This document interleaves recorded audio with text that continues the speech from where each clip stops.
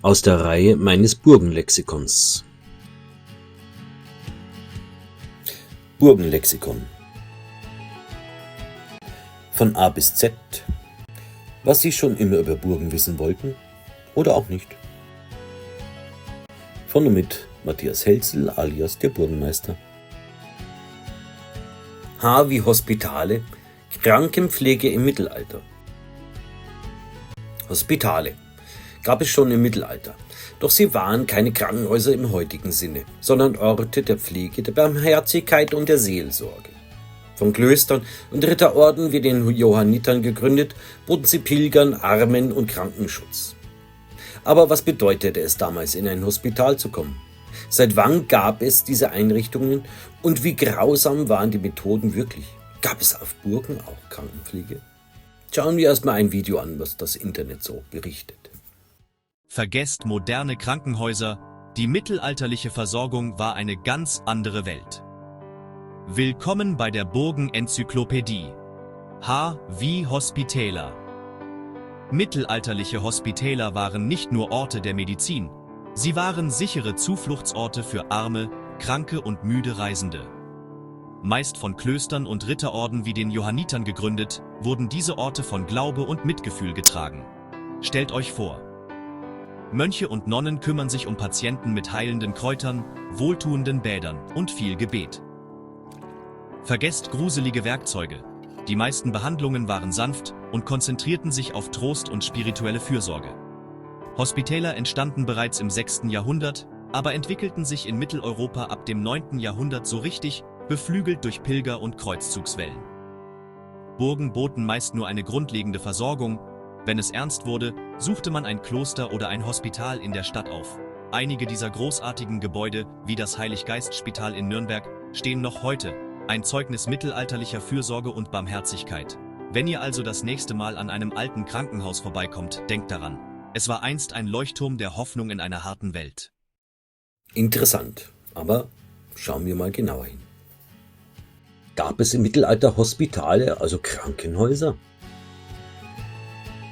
Ja, Hospitale existierten bereits im frühen und hohen Mittelalter, allerdings nicht in der Form moderner Krankenhäuser mit ärztlicher Versorgung, wie wir sie heute kennen.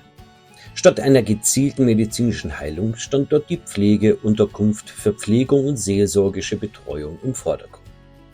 Man verstand ein Hospital als einen Ort der Barmherzigkeit und Gastfreundschaft, in dem Kranke, Arme, Pilger und Alte Fürsorge und Ruhe fanden.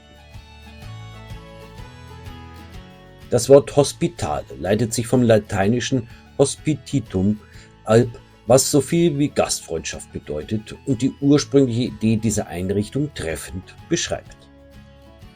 Hospitale waren häufig an Klöster angeschlossen, wo Mönche oder Nonnen sich um die Bedürftigen kümmerten und ihr Wissen über Heilpflanzen und einfache Heilmethoden einsetzten. Neben klösterlichen Einrichtungen gab es auch städtische Hospitale, die meist aus Stiftungen wohlhabender Bürger oder Adlige hervorgingen und ein wichtiger Teil der sozialen Fürsorge des Mittelalters waren. Seit wann gab es Hospitale und organisierte Krankenpflege? Ursprünge christlicher Krankenpflege reichen bis ins 6. Jahrhundert zurück, als im Byzantischen Reich erste Hospitäler entstanden. Diese Einrichtungen waren weniger Orte medizinischer Heilung, sondern vor allem Stätten der Barmherzigkeit, Pflege und Aufnahme von Bedürftigen, Alten und Pilgern.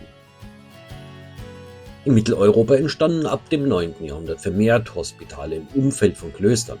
Karl der Große ordnete an, dass jedes Kloster eine Herberge für Arme und Kranke bereitstellen sollte. Klöster wurden damit zu wichtigen Zentren der Fürsorge und Heilkunst. Im 12. Jahrhundert prägte die Äbtissin Hildegard von Bingen das Wissen um Heilpflanzen und naturkundliche Therapien.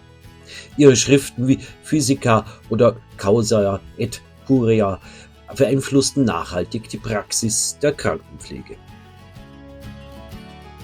Ab dem 11. und 12. Jahrhundert führte der wachsende Pilgerverkehr sowie die Kreuzzüge zu einer deutlichen Ausweitung der Hospitäler.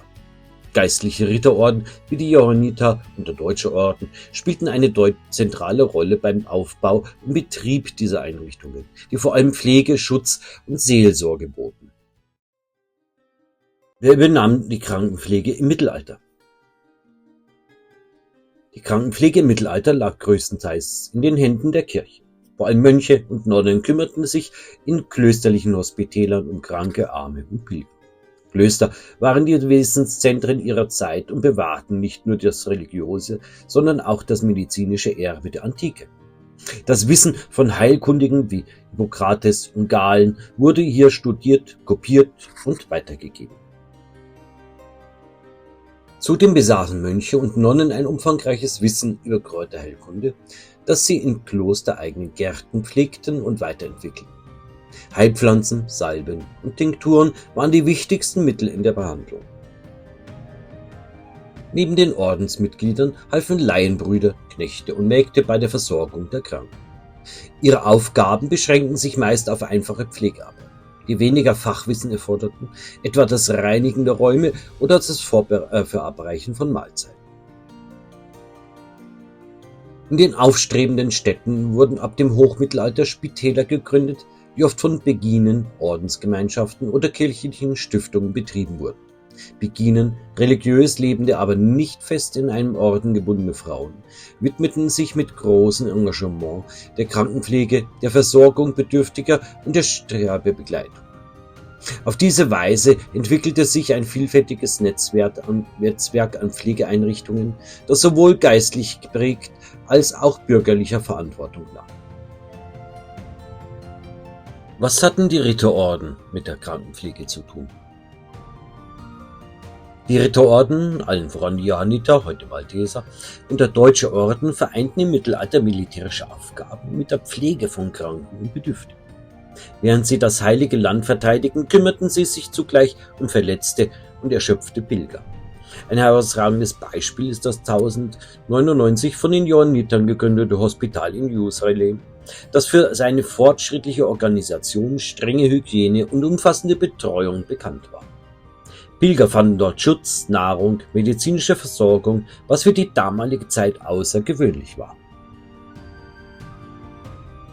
Auch der Deutsche Orden folgte diesem Vorbild und er errichtete Hospitäler in Burgen und Städten, die nicht nur der Versorgung von Verwundeten, sondern auch der Armenpflege dienten. Die Verbindung von ritterlicher Tapferkeit und christlicher Nächstenliebe prägte das Selbstverständnis dieser Orden nachhaltig. Ihre Tradition der Krankenpflege setzt sich bis heute in den modernen Nachfolgeorganisationen wie den Maltesern und Johannitern weiter. Waren die Gerätschaften zur Krankenpflege wirklich so grausam, wie man erzählt? Das oft gezeichnet wird Bild von grausamen medizinischen Praktiken im Mittelalter ist in vielerlei Hinsicht übertrieben. Zwar waren chirurgische Eingriffe in dieser Zeit schmerzhaft, da es keine modernen Narkosemittel gab. Stattdessen griff man auf betäubende Kräutermischungen, alkoholische Getränke oder opiathaltige Substanzen zurück, die jedoch nur eine eingeschränkte Wirkung hatten.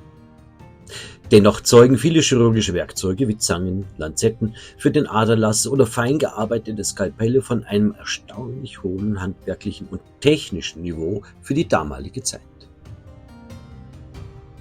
Neben chirurgischen Verfahren spielten Heilmethoden auf pflanzlicher Basis eine große Rolle. Salben, Tinkturen und Umschläge aus Heilkräutern wie Salbei, Thymian oder Baldrian wurden häufig genutzt, um Schmerzen zu lindern oder Entzündungen zu behandeln. Auch Bäder und Wickel mit heilenden Zusätzen gehörten zum festen Bestandteil der Pflege.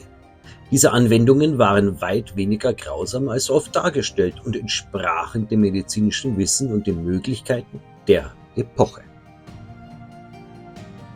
Das Ziel der damaligen Heilkunst war vor allem die Linderung von Leiden und die Pflege des Körpers im Einklang mit dem Glauben an göttliche Heilkräfte. Viele Methoden mögen uns heute archaisch erscheinen, waren jedoch in ihrer Zeit durchaus wirksam und von Mitgefühl geprägt. Es, wenn man als Mensch des Mittelalters ins Hospital musste. Im Mittelalter war der Aufenthalt in einem Hospital für viele Menschen oft weniger mit der Hoffnung auf Heilung, als vielmehr mit dem Gedanken an das Sterben verbunden. Die medizinischen Möglichkeiten waren begrenzt und viele Krankheiten, die wir heute gut behandeln können, führten damals unweigerlich zum Tod. Hospitäler boten daher vor allem Pflege, Linderung von Schmerzen und seelischem Beistand. Die Fürsorge für das Seelenheil spielte eine zentrale Rolle. Häufig standen Beichte und Gebet im Vordergrund. Zudem waren Hospitäler nicht ausschließlich Orte der Heilung. Viele Einrichtungen dienten gleichermaßen als Alten- oder Armenhäuser, in denen Bedürftige und Pilger aufgenommen wurden. Das Wort Hospital hatte somit eine weitaus breite Bedeutung als heute und war eng mit der Barmherzigkeit und christlicher Nächstenliebe verbunden. Für die Menschen des Mittelalters war ein Hospital daher nicht nur ein Ort der Pflege, sondern auch ein Ort, an dem sie spirituellen Trost und einen würdevollen Abschied vom Leben finden konnten. Sind heute noch mittelalterliche Hospitale erhalten?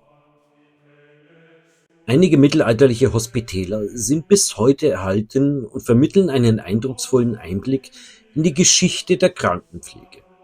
Zu den bekanntesten Beispielen gehört das Heilig-Geist-Spital in Nürnberg, das 1339 gegründet wurde und noch heute als markantes Wahrzeichen der Stadt gilt. Auch das prachtvolle Hôtel Dieu in Bonn in Burgund, das 1443 entstand, beeindruckt Besucher mit seiner gut erhaltenen Architektur und in seinen reich verzierten Räumlichkeiten. Hier sehen wir das Heilig-Geist-Spital bzw. den Bezirk des Heilig-Geist-Spitals in Nürnberg im 18. Jahrhundert. Und hier das Heilig-Geist-Spital in seinem heutigen Zustand. Hier der Innenhof des Hôtel Dieu in Bonn in Burgund. Und hier eine Innenansicht davon.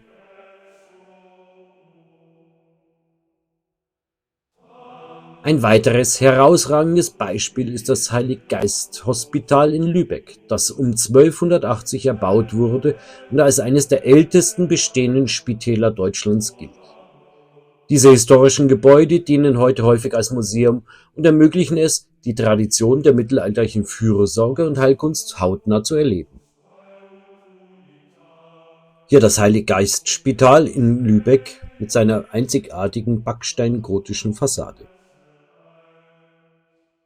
Und hier eine Innenansicht des Heilig-Geist-Spitals in Lübeck. Gab es auf Burgen Krankenpflege?